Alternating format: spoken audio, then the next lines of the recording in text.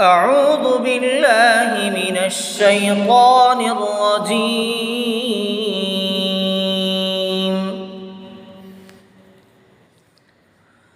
بسم الله الرحمن الرحيم.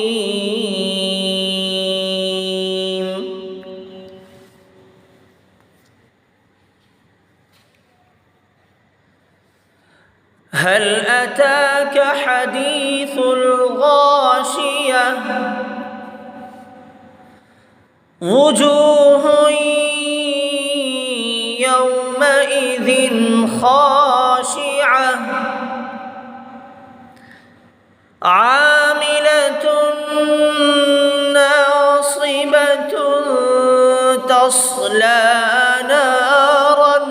حامية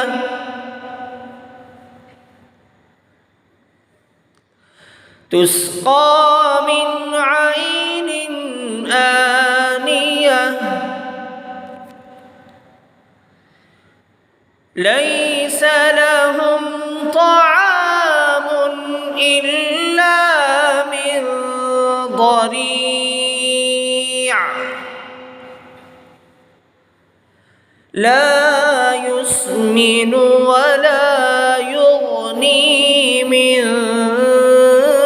جوع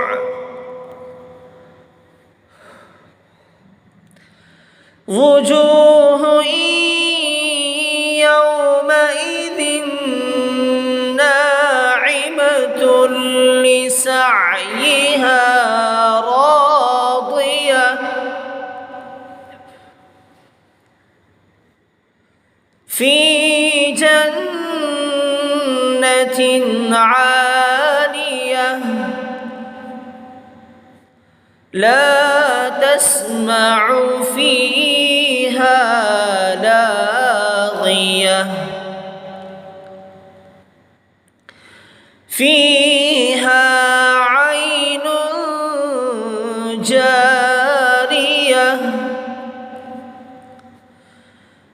فيها سرر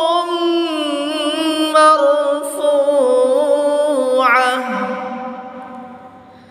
وأكواب موضوعة ونمارق مصفوفة وزرابي